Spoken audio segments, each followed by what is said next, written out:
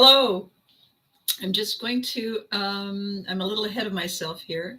I'm just going to, if I can, moderation activity is now hidden. I don't know what that says.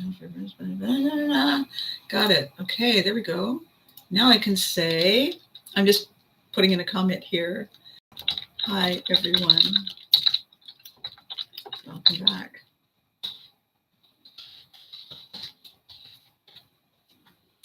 So, today is a very interesting day. Today I woke up recognizing something wrong with my hair. Woke up recognizing there's something wrong with my hair. This is the story of my life, really. So today I woke up recognizing something that when you lean into the wind and it's constantly blowing, it's a prevailing wind, and you lean into the wind and you get accustomed to leaning into the wind. It becomes your automatic default. You're constantly leaning into the wind. You know what happens when the wind stops? And you didn't have a plan? You fall down immediately. And while you're lying there saying, what happened? What just happened? There's an interesting thing that goes on in your brain.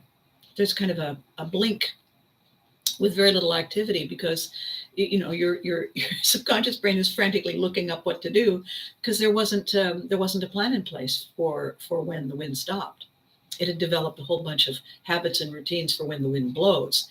And right there, in that moment, something very interesting happens. We interrupt the pattern that has become our normal. When the rules are no longer there, that kind of on autopilot, we can just do the thing we always do because we always do it. It's an opportunity for us to completely reinvent who we are and why we are and what's going on with us when we make our decisions. The thing is that it's hard to focus on that as an opportunity when we're face planted down on the ground because the wind stopped and we fell over. The tendency is to focus on the tendency is to focus on panic. The tendency is to focus on looking back over our shoulder to see what happened and whose fault it was. It's a tendency to stall. It's a tendency to wait. And then, quite typically, because we don't really have a plan, it's a tendency to slap a BandAid on it, stop thinking about it, and just keep going and hope that we're going to come up with a solution, that a solution will come along. And the thing is, solutions don't come along. Things don't happen. People cause things. People create happenings. Things are inert until we give them a nudge, until we create that jumble effect, that chaos effect, that game where you push one little tablet and it goes blah, blah, blah, blah, blah, blah. People have to initiate. We have to start it. However, if we're focused on nothing, we're focused on get it over, get it done, get it quick, and we find Band-Aids, we never really move forward. It's temporary and messy. It's temporary, it's messy. It does solve a couple of problems, granted, but it doesn't create a solution. It's a pause. So when I woke up this morning, and I've got some people watching. Hi, guys. When I woke up this morning, I realized that while I was asleep, something had happened in my head. And I thought, I'm on the other side. I've done something while I was asleep. My brain was sifting and sorting and cataloging things and putting memories and habits and patterns in their right place. And now I'm ready for a new one. And it did it all by itself. And this is the this experience that I have from time to time.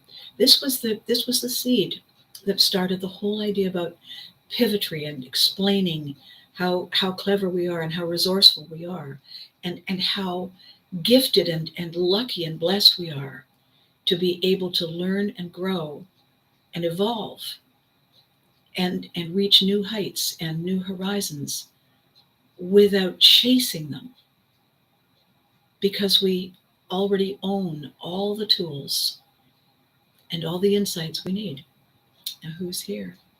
Well, good morning. Glad to be back with you live. Me too. Me too, little miss. Me too. So, what I'm talking about today is the BandAid effect. Band-aiding is glossing things over, and it's hoping that while the band-aid's there, it'll kind of, what's underneath it will fix itself. And the kinds of people who are prepared to do that as a regular thing, just slap a band-aid on it. Good enough. I'm busy now. I don't have time for that. They're not really engaged in the healing process. They're not really engaged in the curiosity of how the healing works and what is going to come. You know, if we had an accident, if something went wrong, there's a lesson in it. There's knowledge in it. There's exciting new ideas in there. The thing is, we have to look at it. We have to look at what went wrong. We have to examine how we feel. And that's when we find the aha. And the aha is what takes us forward. It's very exciting. So as I was just over on Facebook, and I was saying, you know, it was 5 months. It was a 5-month journey with my friend. And our journey together was to give enough people time to put temporary band-aids on things, to stabilize things so that nothing gets worse, while they try to look for something that is a solution that helps things get better. And it's kind of a waiting game. Everything is on hold while the BandAid effect is happening. Everything is a wait and see. How long do I have to do this? As long as it takes until we can get to the other side. And so one of the things I realized is that while it's a real disruption in your life, suddenly being part of somebody else's protocol, somebody else's set of steps for a solution, what happens is we become spectators. We may be frantically busy recalibrating so that we can, you know, be part of their process. But our process is put on hold. Our living is set aside. And this is not only the story about my last 5 months with my friend. It's a story of all of us as a result of COVID. It's a story of all of us after a tornado or a hurricane or an earthquake or a natural disaster that we didn't see coming, or we saw coming and we still couldn't do anything about. Because in the wake of those upheavals, we have to wait for the dust to settle, for the wind to stop, for the rain to go away, before we can start fixing and recovering and mending. And all the fixing and recovering and mending is necessary so that we can live, so that we can move on, so that we can be. And it's the waiting and the examining, the looking at the destruction and experiencing the grief of the things that mattered, that are broken, the things that we thought would be with us forever, that are just gone in an instant. And it shakes us up. It shakes up all of our preconceived ideas of what is supposed to be. And that's unsettling. It's like my poor dog who would jump up on my waterbed to greet me in the morning and suddenly find himself doing this and not knowing why, and jumping off and standing there, solid here, not solid there. Why is she on that? And by the time he would look over there, the bed was solid again, and he would think, I'm fine, right? I'm fine. And then try it again, and still not understand it. And then he would give up in disgust and go away. And because he was a dog, he forgot about the whole thing in about 5 seconds. The difference between that dog and us is that we keep picking at it. We keep staring at the thing that scared us. We keep staring at the thing that upset us. We keep staring at the thing and going over it, and whose fault was it, and why didn't it happen faster, and could I have done anything different? And all of those things that we're doing are stalling tactics. And we do them because our subconscious brain is saying, Go out there and stall. I'm looking up. I got nothing. I got no habit. I've got no preconceived pattern that I do all the time. When this happens, I'm looking up, stall, stall. And so we go out there and we stall. And the only thing that happens when we stall is we prolong the waiting. We prolong the spectating. So it's a fine place that we are. And this is really what I want to talk about. We need time for the ground to settle.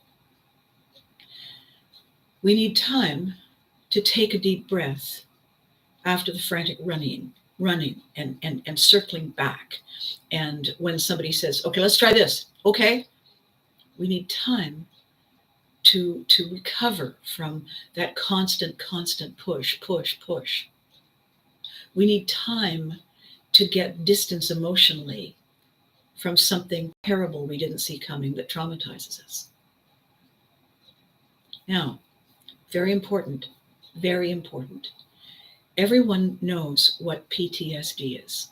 The letters stand for post, which means after, post-traumatic shock.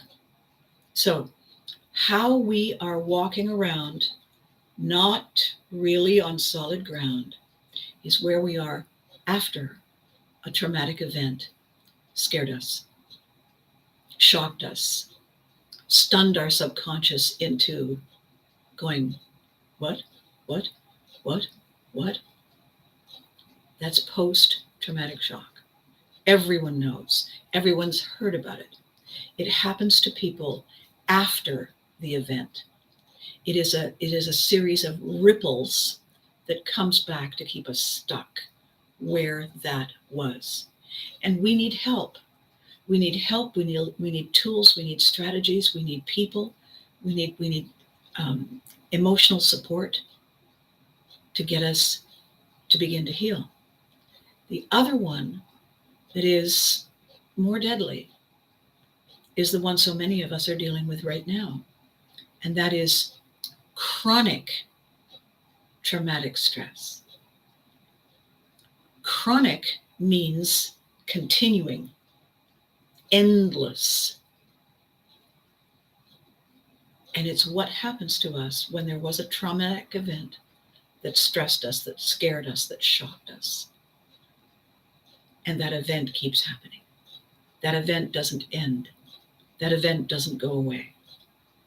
And when we look at people who are first responders, and we look at healthcare workers, and we look at the police, and we look at teachers, and we look at frazzled parents, and we look at people living in abusive situations, and we look at scenarios in which changes have happened and now there's not as much food or water, or there is disease and it doesn't seem to be going away. It's terrifying because we can't see an end in sight. And we all know what that's like. We've all been through it. We've all had to figure out, well, good morning. Good morning, Billy. It's lovely to see you. We've all had to figure out who we are and where we can step out of the rushing floodwaters for a second to catch our breath in chronic traumatic stress. Who we can reach out to, who in our circle of people is there for us, who we can count on to reach out every day and say, just checking in.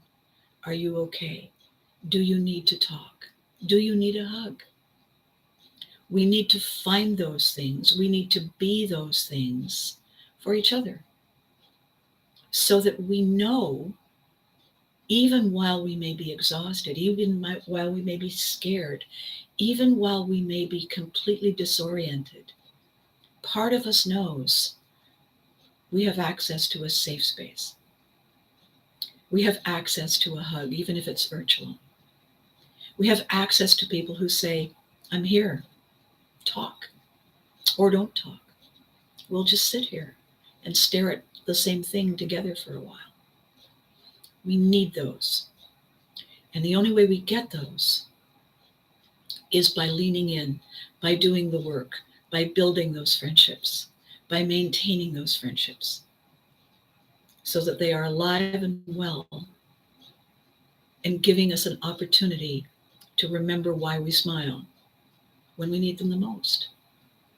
We need to lean in for and with our loved ones when things are fine, so that everyone is there as part of us when things are not fine. We don't get those by Band-Aids. We don't get those by saying, yeah, I know I haven't phoned. You know what? I'll just send a text. It's good enough. I mean, I love them and everything, but you know, stuff to do. No. If you have friends, they are the stuff you do. They are the substance between the mundane, ordinary, everyday. Can't be bothered? That's a mistake, because you will be bothered, and then it might be too late. My dad always used to say, I know a shortcut. And immediately after he said that, we would embark on a journey that took 6 times longer than the regular route, because he had no idea where he was going. He had an inkling that we might be able to get from here to there without all that stuff. Now, I talked about this on Facebook, and I think it bears repeating. I think it's really important, because if I can give you illustrations that are familiar to you, that make you connect the dots, then I've done my job. You know, when you see a teaser reel for a new film or a movie or a book or a stage play or something, they always show you the really exciting bits. They show you all the steamy love scenes, love clips back to back. They show you the car crashes and the explosions and everything. They don't show you all the leading in and the leaning up. They don't do that. So after you see the teaser, why do you go and watch? If the teaser was awesome, do you just sit there and keep replaying the teaser? Or do you go, and do you want to go, are you curious now? Do you want to see the whole show? You want to see the whole show. The whole show isn't just an endless set of chase scenes. The whole show gives you the backstory. The whole show allows you to meet the characters and see how they're connected to each other, and see what one is doing to the other that is going to precipitate the car chase, that is going to precipitate the steamy love scene. Because then we are on the inside. We understand why, and we understand how it all came to happen. When we see the whole movie, we're not spectators watching the car chase, watching the train wreck. We're in the car. We're on the train. We've gotten to know the people, the fellow passengers. It feels like it's happening with us and to us. That's what makes our day. So the Band-Aid that just cuts to the chase, the person who puts them on, slaps on a Band-Aid, good enough. Shouldn't you be washing that? Oh, yeah, you know what? The body's a miracle. It'll heal itself. Okay. The people who are Band-Aiding their way through life are missing all the juicy bits. They're missing all the good stuff. The destination isn't the point. It's the journey. It's the, oh my God, I didn't see that coming. Whoa, swerve. And the laughter and the fun and the experience and the growth and the change. The shortcut, the cut to the chase, is a cheese doodle. This other stuff is the substance. So when I woke up this morning, I realized that while I was asleep, the substance that was my memory, my experience of everything that was going on for the last 5 months, had finally had enough consecutive minutes, hours, with nothing else going on, to sift and sort everything into its proper place. Everything could stop shaking.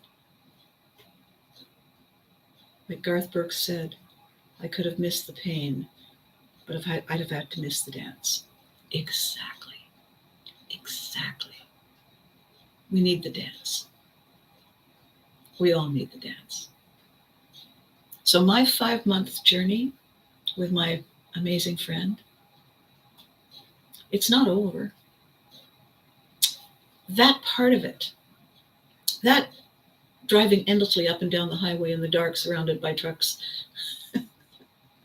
on stretches of road where there were no lights working except on the trucks, in the dark, raining, that part is over. Thank you. That part of sitting and waiting and waiting and sitting and sitting and waiting, and then, oh, what? Sitting and more waiting? Okay. That part is over. We have been given an opportunity to take a break, to breathe, and say, okay, we have a reprieve. We have an opportunity to look at what we normally did, and find our place in that again. Are we different? Yes. We have a 5-month journey that has changed the shape and color and sound and feel of everything. That will never go away. It's given us a fresh perspective. It's given us a new way to see all the other things around us, because everything is part of the ripple effect. Everything is part of the dance. And we have this opportunity to see the world and see the pain and see the confusion and see the worry as learning opportunities that taught us a lot about who we are, that gave us permission to find out how to navigate this with hope and courage and passion and grace. And all of it giving us permission to sift and sort and find gratitude in all of it. This is part of that dance. So the Band-Aids never give us that. The Band-Aids keep us on the surface, skipping across like those little water bugs, never really getting their feet wet.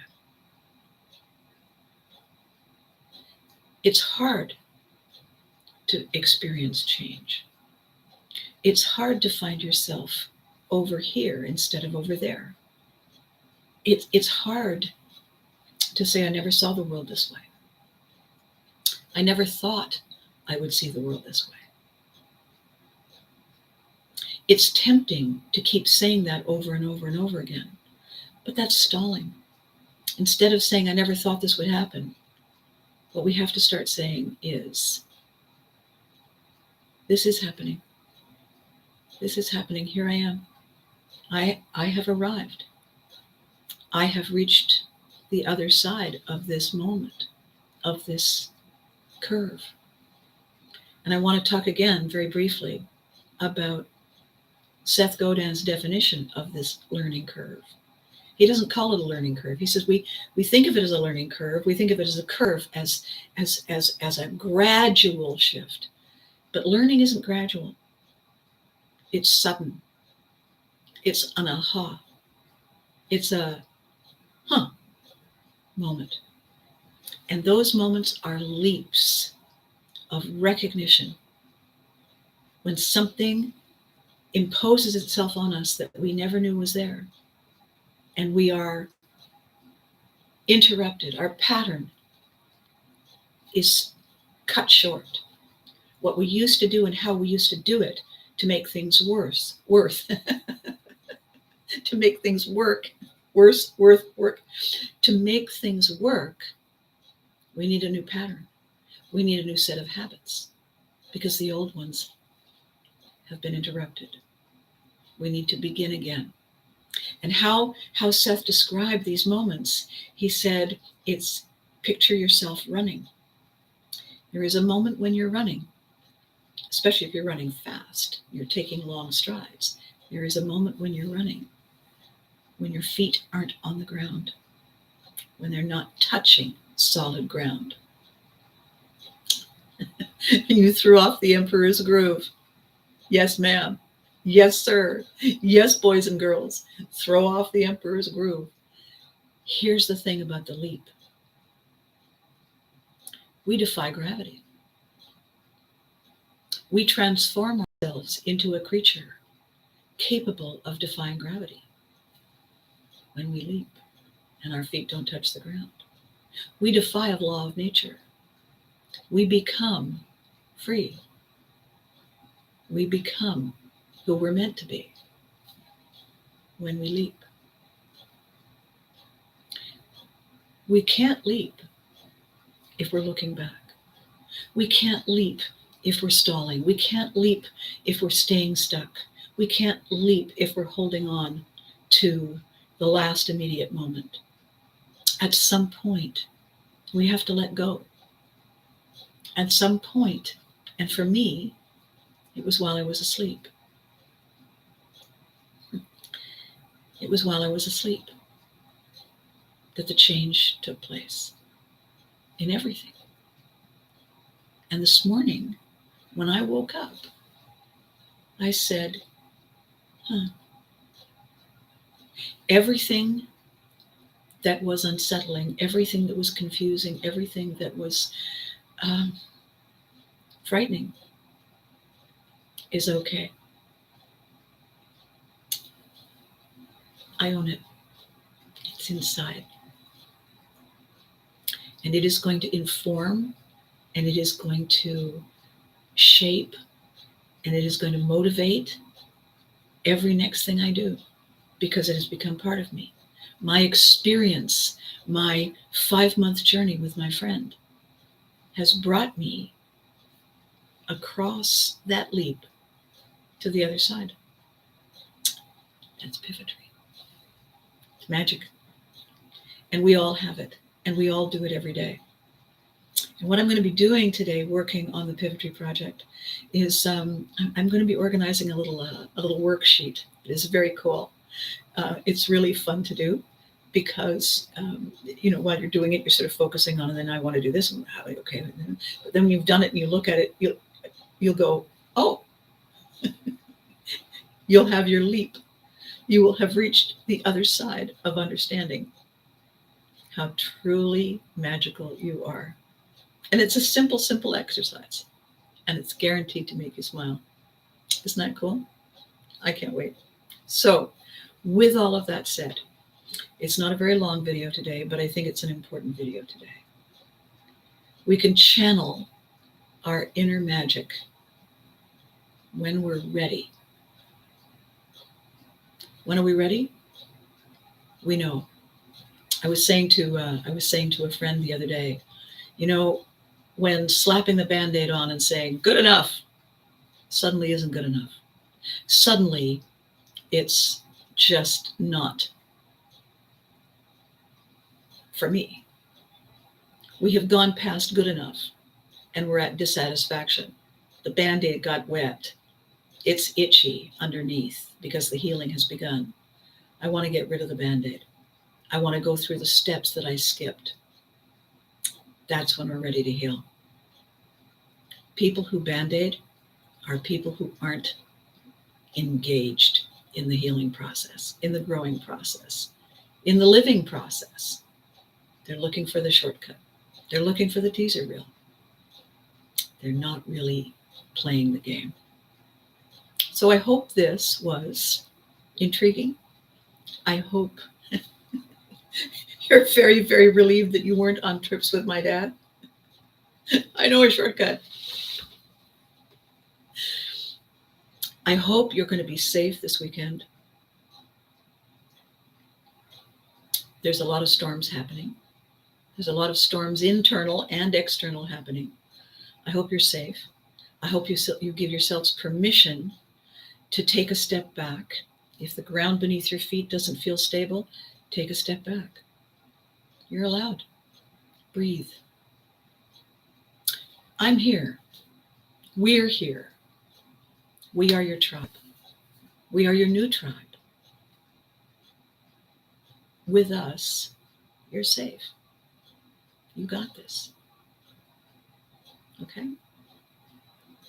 Thank you for watching. You are the reason I'm here. Tell your friends about this, okay? Let's grow our tribe. Let's make us bigger and badder, okay? Tell them that this is a good time. Well, if you think so. And for now, as we come into the weekend, and the cleanup after the current storm. You know the drill. Be good to you. You're amazing, and you deserve it. And remember to hug your loved ones. And I'll see you very soon. Bye for now.